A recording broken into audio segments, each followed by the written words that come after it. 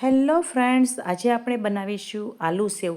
એ પણ એકદમ સરળ રીતે અને તમે ઘરે સહેલાઈથી બનાવી શકો એ રીતે. માત્ર 500 ગ્રામ બટેટામાંથી એક કાથરોટ ભરાય તેટલી સેવ બનશે. તેના માટે 500 ગ્રામ બટેટા બાફી અને આ રીતે ખમણીમાં આપણે ખમણી લઈશું. બધા જ બટેટા આ રીતે ખમણી અને તેમાં ગાંઠા ન રહે માટે બટેટા ખમણી લઈશું. એક મોટો વાટકો ભરાય એટલું આ છીણ થયેલું છે. એની સામે આપણે 2 વાટકા જેટલો ચોખાનો લોટ લેવાનો છે. હવે ચોખાનો લોટ, ફુદીના પાવડર અને મેગી મસાલોને સ્વાદ મુજબ મીઠું લેવાનું છે. હવે મીઠું આપણે એડ કરી તેમાં ફુદીના પાવડર એડ કરીશું. ફુદીના પાવડર 2 થી 3 ચમચી જેટલો એડ કરવાનો છે.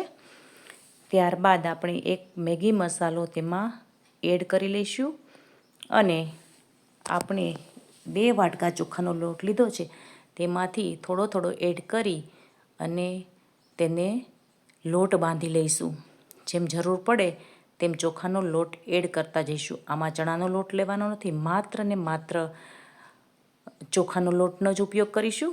અને આ સેવ એકદમ ટેસ્ટી, સ્વાદિષ્ટ અને ક્રન્ચી બને છે, બહાર જેવી બને છે. હવે આપણે લોટ બાંધી લીધો છે. હવે આપણે સેવ પાડવાના સંચાને ગ્રીસ કરી અને તેમાં આપણે લોટ એડ કરી અને તેલ ગરમ થવા માટે મૂકી દીધું છે. તેમાં સેવ પાડી લઈશું અને મીડિયમ સાઇઝની એવી આપણે સેવ બનાવવાની ચકરી એડ કરી લેવાની છે. આપ જોઈ શકો છો આ રીતે આપણે સેવ પાડી લઈશું. હવે એને 5 મિનિટ માટે થવા દઈશું મીડિયમ ફ્લેમ પર.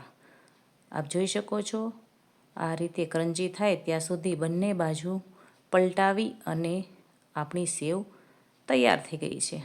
આ રીતે 500 ગ્રામ બટેટામાંથી એક કાથરોટ ભરાય એટલી સેવ તૈયાર થાય છે અને ટેસ્ટ પણ બહાર જેવો જ આવે છે. માટે ઘરે જ બાળકોને આ રીતે નાસ્તામાં તમે આલુ સેવ સરળતાથી બનાવી શકો છો.